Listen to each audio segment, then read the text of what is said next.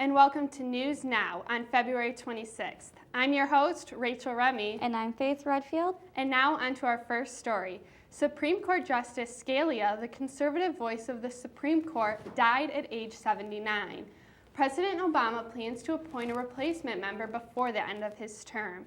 Conservative citizens are enraged by this, as the new member could make the Supreme Court a liberal court. Then Republican candidate Donald Trump recently won the South Carolina primary. His victory caused an outrage and mudslinging from running mate Ted Cruz, claiming that Trump is running a dirty campaign. Cruz stated that his victory in the Iowa caucus makes him the best Republican candidate despite his ranking in the polls. And then on the 23rd, Trump won in Nevada as well. The Democratic debate is heating up as the caucuses continue. The Nevada caucus ended with Hillary Clinton pulling a win over Bernie Sanders with a margin of only 5%. With the results so close, Sanders and Clinton supporters are on the edge of their seats.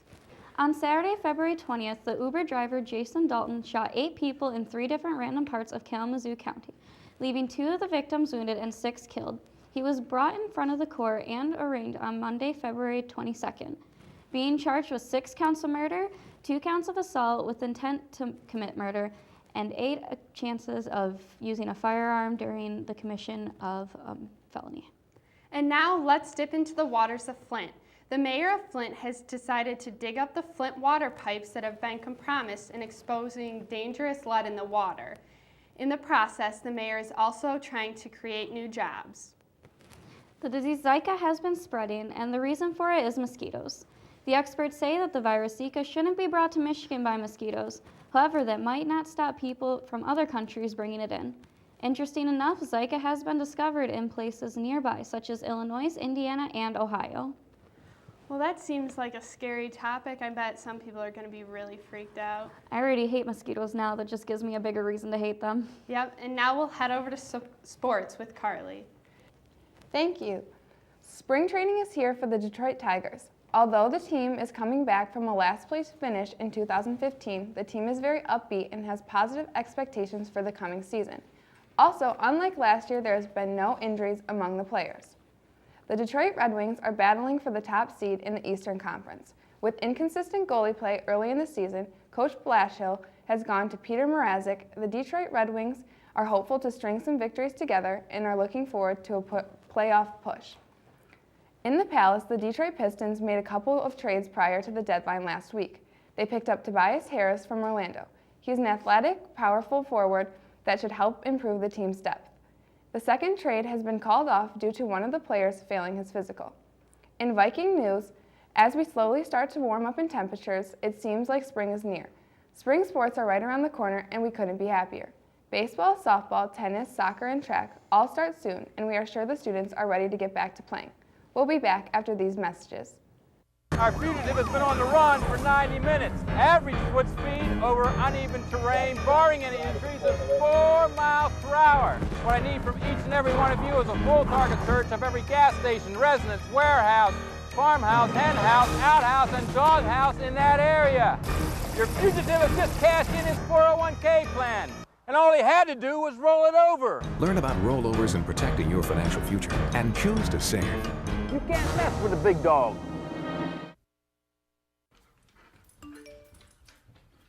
Trisha's having a sleepover tonight. Can I go? I wonder about Lucy's friends. What should I say? I know you're only 10, but one of these days a friend will offer you a drink. And alcohol at your age can lead to so many things. None of them good. So can I go to the sleepover? Lucy, I want you to promise me I something. finished my homework. Bigger promise. If there's any drinking, I want you to say, "No thanks, not my thing." Mom. I promise you. Your real friends won't care. Deal? Sure. Really? I promise, Mom. They really do hear you. Did you pack your toothbrush? For tips on how to start the talk, visit underagedrinking.samhsa.gov. A public service message from the Substance Abuse and Mental Health Services Administration. Hello and welcome to News Now. It's February 26th, and Rachel, I hear you have an interesting story for us today. I do. A 14-year-old girl who was wounded in the Kalamazoo shooting and who had initially been declared brain dead when she arrived at the hospital is now believed to be alive. Although she is still in critical condition, while preparing her organs for donation, she squeezed her mother's hand. And when she was asked to squeeze her mother's hand again if she could hear, she did. Some may call this a miracle, but the battle is not over for this family, who said in a statement, "Our daughter's prognosis is uncertain as she continues fighting for her life." Then, Virginia McLaurin, a 106-year-old woman, has waited her whole life to see an African American in the White House. Her dream came true Monday as she was invited as a guest to Black History Month event. She had an opportunity to meet the president and Miss Obama. She even had the president and the first lady dancing with her. Well, she sounds like a very lucky lady. That'd be pretty interesting to see. Yep, and now let's head over for some interesting school news with Ryan. Thanks, guys. Hey, juniors and seniors, do you want to get the best scores on the SAT? Head to St. Clair County Community College. SAT prep workshops are available in spring 2016. They'll be held in the MTech building at the SC4 campus beginning on Saturday, March 12th, 2016. Classes will be $25 each and will run from 9 a.m. until 2 p.m. Now for an experience a little more expensive than an SAT prep class. Some of the ComArts students will be heading down to Washington, D.C. on April 27th to spend 4 days filming multiple monuments and locations in our nation's capital. The trip is costly, so new and old M6 sponsors have donated a generous $100 to the students in order to help ease the cost of the educational trip. Back at home, Marysville High School is hosting their annual musical, and this year it's Fiddler on the Roof. Many of the high school students make up the cast of this musical, and they're accompanied by select members of the band, which make up the orchestra. Fiddler on the Roof will take place March 17th through the 19th at 7 p.m. and also March 20th at 2 p.m. Ticket prices for adults are $12, $8 for children 11 and under, and $8 for seniors 62 and older. Make sure to come support the Marysville High School students and watch a great musical. Now, the musical's orchestra members will be joining the rest of the Marysville Band on their big trip to Florida on Tuesday, March 29th to participate in parades at both Universal and Disney World. The band will also participate in a workshop where they will play classic Disney songs and compare their versions to the actual movies. The band will spend a lot of time in the parks, visiting Magic Kingdom, Hollywood Studios, the Epcot Center, and Universal Parks. They'll also get to see the Blue Man Group. They'll definitely be returning on April 5th with plenty of stories to tell. We'll be right back after this.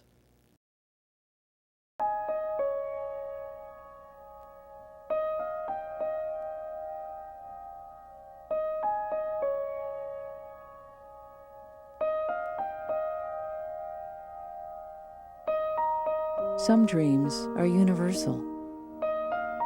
Dreams that inspire us. Multiple sclerosis is a devastating disease that changes lives forever. The National MS Society does more for people with MS than any organization in the world. But we can't do it alone. To get involved, visit us online at nationalmssociety.org. or call 1-800-FIGHT-MS. This is why we're here.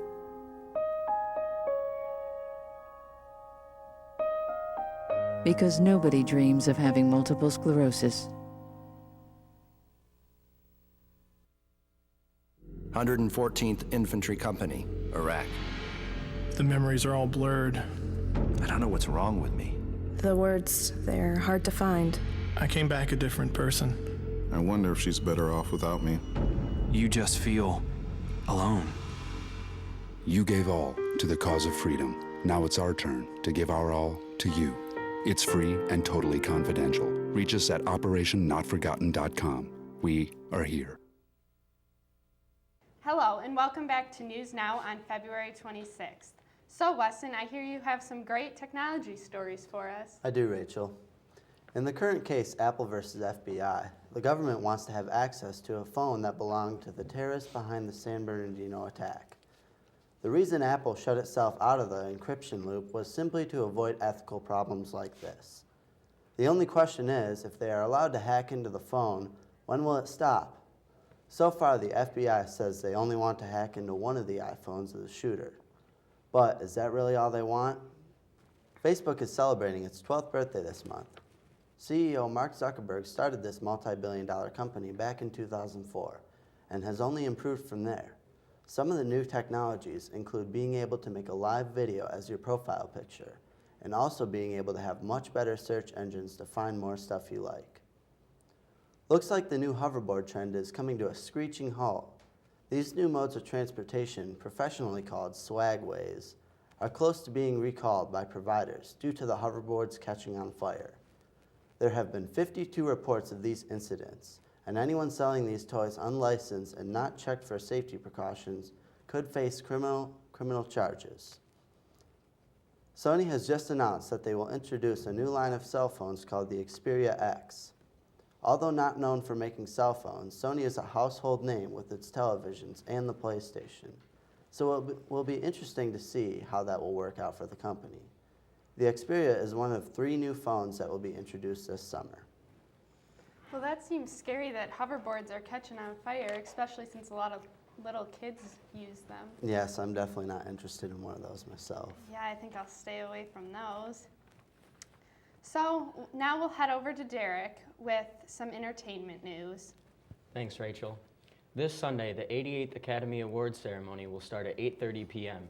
The red carpet time will start at 7 p.m., where all the celebrities will show off what they're wearing.